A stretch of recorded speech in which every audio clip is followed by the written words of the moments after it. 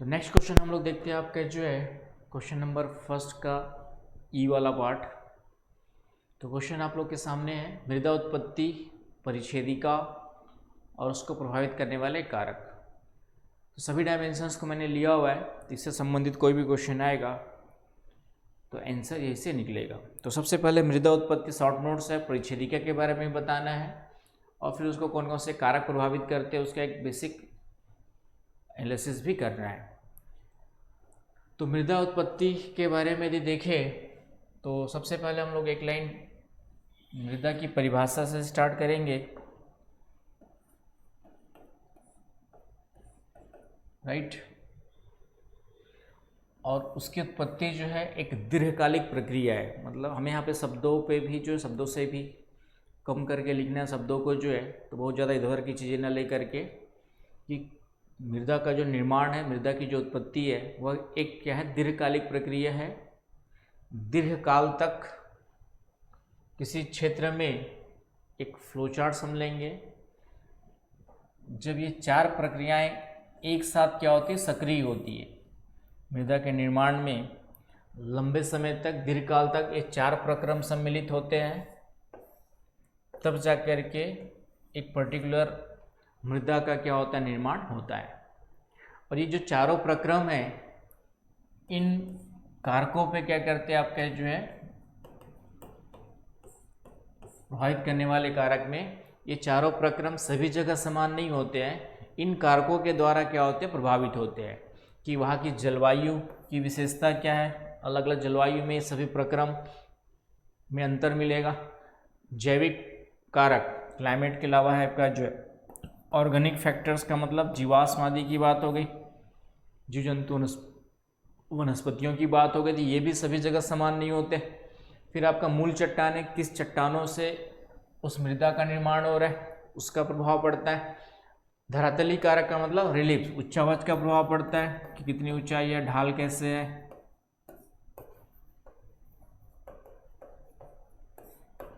इसका प्रभाव पड़ता है और फिर समय का प्रभाव पड़ता है। तो ये प्रभावित करने वाले कारक हैं। तो किसी भी क्षेत्र में मृदा का जो निर्माण है इन चार प्रक्रमों को सम्मिलित करता है, तथा ये चारों प्रक्रम जो इन फैक्टर्स के द्वारा क्या होता है, प्रभावित होता है। इसीलिए एक क्षेत्र की मृदा दूसरे क्षेत्र की मृदा से क्या होती है, आपकी जो है भिन्नता लिए हुए होती है, भिन्नता मिलती है। इस तरीके से स्टार्टिंग करना है। फिर थोड़ा सा चूँकि यहाँ पे मृदा परिच्छेदिका भी जोड़ा हुआ है साथ में, तो इसलिए हम लोग ज़्यादा डिटेल नहीं जाएंगे, बस एक एक लाइन। मृदा समृद्धि का मतलब ये है कि समय के साथ मृदा में कुछ पोषक तत्व मिलते रहते हैं, जल का मिश्रण, ह्यूमस का मिश्रण होते रहता है, जिससे मृदा की गुणवत्ता बढ़ती है, उसको हम लोग मृदा समृद्धि कहते हैं। साथ ही साथ कुछ तत्वों का वहाँ से निष्कासन भी होते रहता है, हवाओं के द्वारा, जल के द्वारा, तो उसको हम लोग क्या कहते हैं, उससे मृदा की क्षति मतलब मृदा की गुणवत्ता में कमी भी होती है या मृदा का विनाश भी होता है, उसको मृदा क्षति कहते हैं। पदार्थों का स्थानांतरण का मतलब यहाँ पर है कि जो किसी भी सॉइल में जो पदार्थ है वह कांस्टेंट नहीं होते, ऊपर नीचे की ओर क्या होते रहते हैं, आपके जो है नीचे की ओर जाएंगे लीचिंग प्रोसेस, ऊपर की ओर आएंगे केशिका क्रिया। इसके द्वारा उन पदार्थों का क्या होते रहता है, आपका स्थानांतरण भी होते रहता है, ट्रांसपोर्टेशन भी होते रहता है। साथ ही साथ ये जो पदार्थ है यहाँ पर, मान लीजिए कोई लोहा है तो ये उसका रूपांतरण भी होता है, ट्रांसफॉर्मेशन भी होते रहता है। जैसे लोहा है ऑक्सीजन से क्रिया कर लेगा, फेरस ऑक्साइड बन जाएगा। पोटेशियम है वह भी आपका ट्रांसफॉर्म हो जाएगा किसी अदर फॉर्म में। तो इस प्रकार से सॉइल के तत्वों का जो है क्या होते रहता है, ट्रांसफॉर्मेशन भी साथ साथ होते रहता है। तो ये चारों क्रियाएं जो है साथ साथ चलते रहती है, तब जा कर के मृदा का निर्माण कंप्लीट होता है, या मृदा का निर्माण निरंतर जारी रहता है, कभी ख़त्म नहीं होता है।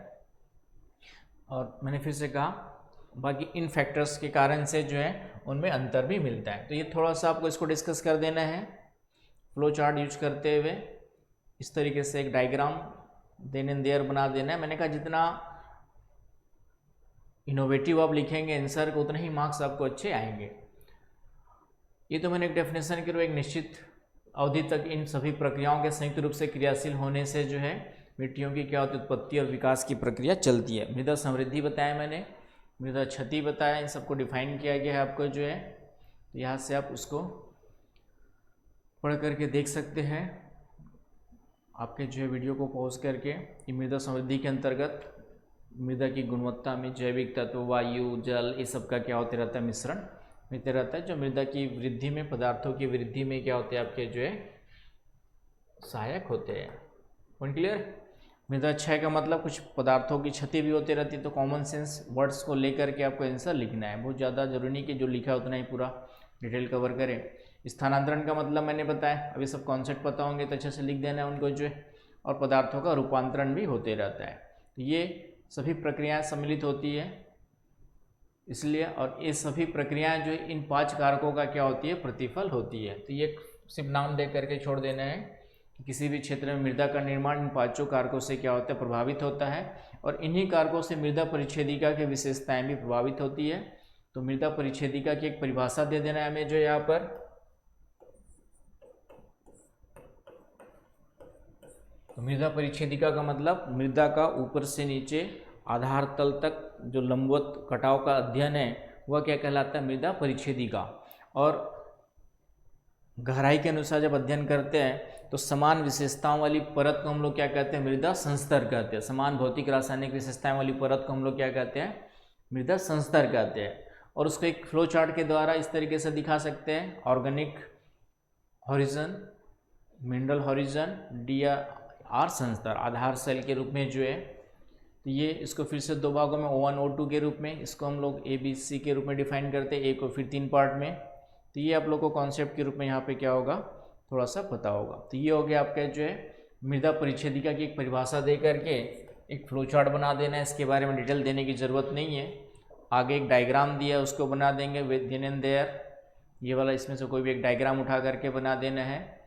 और उसके बाद एक डायग्राम ये वाला लिया है, सभी की एक एक विशेषताएं मैंने एक एक लाइन ली हुई है, O1 की क्या विशेषता, O2 की क्या है। तो विद इन अ सेकेंड जो है इस तरीके से डायग्राम बना करके आपको उसको ख़त्म कर सकते हो।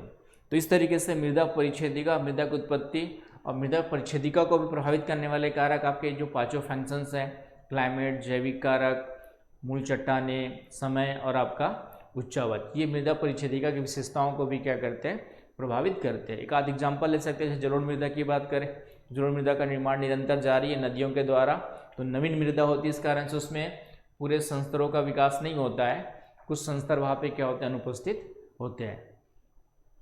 उसमें खनिज परत ज़्यादा मिलेगी, जैविक परत कम मिलती है, क्योंकि नदियों के द्वारा निरंतर क्या होते रहता है, वहाँ से ऊपरी परत का विस्थापन होते रहता है। ऑर्गेनिक सॉइल की बात करें तो ये जैविक परत ज़्यादा मात्रा में मिलेगी आपका जो है। एक आध एग्जाम्पल भी, जैसे लेटराइट सॉइल की बात करें तो ऊपर में आयरन और एल्यूमिनियम की मात्रा ज़्यादा होती है। तो इस तरीके से आप एग्जाम्पल भी ले करके थोड़ा सा मृदा परिच्छेदिका का कॉन्सेप्ट क्लियर है तो उसको एक्सप्लेन कर सकते हैं। तो हर चीज़ जो है कॉन्सेप्ट क्लियरिटी पे डिपेंड करेगा कि आपने कितने अच्छे से उस टॉपिक को पढ़ रखा है, कितने अच्छे से समझ रखा है, और कंसाइज रूप से कम शब्दों में उसको जो है कैसे लिख सकते हैं, पहले से उसके बारे में सोच रखा है। तो इस तरीके से आपको हैंडल करना है। एक आदर्श मृदा परिच्छेदिका में ये विशेषताएं होती है, और ये जो है अलग अलग स्थानों पे, अलग अलग क्लाइमेट के आधार पे क्या होती रहती है, चेंज होते रहती है। तो इस तरीके से हम लोग इसका आंसर कवर कर सकते हैं। ये मृदा उत्पत्ति कैसे कैसे होती है, फिर मृदा परिच्छेदिका को डिफाइन कर देना है, और ये दोनों जो है उत्पत्ति हो चाहे परिच्छेदिका हो, इन 5 फैक्टर्स के द्वारा क्या होते हैं, प्रभावित होते हैं। तो इसी क्वेश्चंस को यहाँ पे पूछा गया है। ठीक है, पिछले एक क्वेश्चन में इसको मैंने और डिस्कस किया हुआ डिटेल में, इसलिए मैं यहाँ पे थोड़ा जल्दी चल रहा हूँ। तो ये क्वेश्चन आपको क्लियर हो गया होगा। मृदा उत्पत्ति, तो मृदा उत्पत्ति को आप पहले अच्छे से बताएंगे फ्लो चार्ट्स और डायग्राम के द्वारा, फिर परिच्छेदिका को डिफाइन करेंगे क्या होती है, उसके लेयर्स बता देंगे, और फिर उसके बाद बता देंगे उसको प्रभावित करने वाले फैक्टर्स। तो 5 फैक्टर्स जो है, soil is the function of climate, organic matter, parental rock, relief and time, इनके बारे में कि इन सब कारणों से। एक आध एग्जाम्पल, क्लाइमेट का एग्जाम्पल लेटराइट सॉइल ले लो, इसका सॉइल प्रोफाइल की विशेषता क्या होती है, उत्पत्ति कैसे होती है। कोई एक एग्जांपल लेके, ऑर्गेनिक का मतलब जैविक पदार्थ, कहीं पे जैविक पदार्थ ज़्यादा कहीं पे कम होते हैं। पेरेंटल में काली मृदा का एग्जांपल ले लीजिए, बेसाल्ट जहाँ पर होगा वहाँ पे कौन सी सॉइल बनेगी, आपका पेरेंटल रॉक बनेगी, उसकी परिच्छेदिकाएँ थोड़ा डिफरेंट होंगी। आपकी जो है उच्चावच का एग्जाम्पल ले लो, पर्वतीय क्षेत्र की मृदा, मैदानी क्षेत्र की मृदा, तो ये अलग होंगी। समय का प्रभाव पड़ता है, जो नवीन मृदा है और पुरानी मृदा है, तो दोनों में विशेषताएं क्या मिलती है, अलग अलग। परिच्छेदिका भी, सॉइल प्रोफाइल भी अलग होगी और उनकी विशेषताएं भी क्या होंगी, डिफरेंट मिलती है। तो इस तरीके से इस क्वेश्चन का आंसर आपको क्या करना है, हैंडल करना है। तो ये क्वेश्चन कभी भी आता है तो इसको ध्यान में रखना है। आई बात समझ में? तो ये हो गया हमारा क्वेश्चन नंबर फर्स्ट का ई वाला पार्ट। तो नेक्स्ट क्वेश्चन हम लोग देखेंगे। Thank you.